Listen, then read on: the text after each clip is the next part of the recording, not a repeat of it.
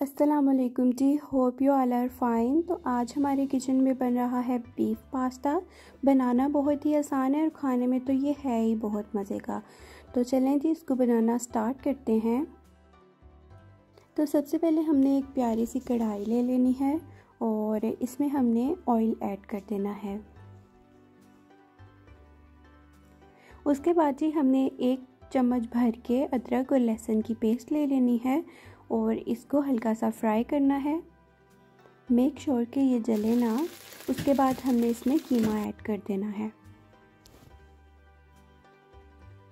इसको भी अच्छे तरीके से हमने फ्राई करना है जब तक कि ये अपना कलर चेंज नहीं कर लेता। कीमे ने जितना पानी छोड़ा था वो खुश्क हो गया है। अब हम इसमें प्याज ऐड करेंगे और प्याज को हमने क्यूब्स में कट कर लिया है। और अब हम इसमें ऐड करेंगे अपने स्पाइसेस। इन सब चीज़ों की क्वांटिटी आपको स्क्रीन पे नज़र आ रही है। इसके बाद जी हम इसमें स्पाइसेस ऐड करेंगे। उसमें जी लाल मिर्च ऐड करेंगे, नमक ऐड करेंगे, काली मिर्च ऐड करेंगे और ऑरिगेनो ऐड करेंगे। उसके बाद हम इसको मिक्स करेंगे।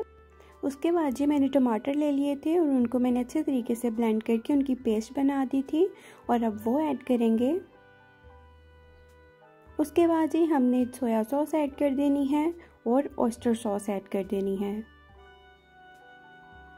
अच्छे तरीके से मिक्स करेंगे और उसके बाद हमने टोमेटो केचप ऐड करनी है।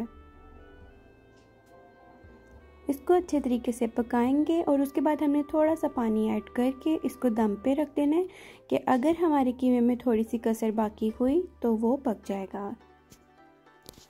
तकरीबन 5 मिनट के बाद हमने ढक्कन उतार लिया है और उसमें थोड़ा सा पानी है।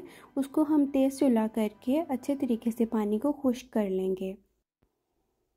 उसके बाद जी मैंने थोड़ी सी शिमला मिर्च ले ली थी और थोड़े से ऑलिव्स ले लिए थे, वो ऐड कर देंगे। अगर आपके पास ऑलिव्स नहीं है तो आप इसको स्किप भी कर सकते हैं। उसके बाद जी मैंने 250 ग्राम मैकरोनी को बॉईल कर लिया था और वो ऐड कर दी है। अच्छे तरीके से इसको मिक्स करेंगे और इसके ऊपर चीज़ लगा के इसको दम पे रखेंगे।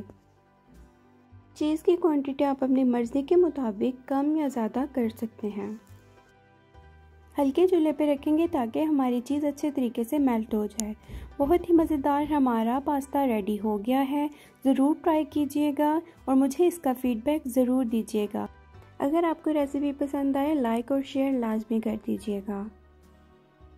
इसके साथ ही मुझे इजाज़त दीजिए। दुआओं में याद रखिएगा। अल्लाह हाफिज़।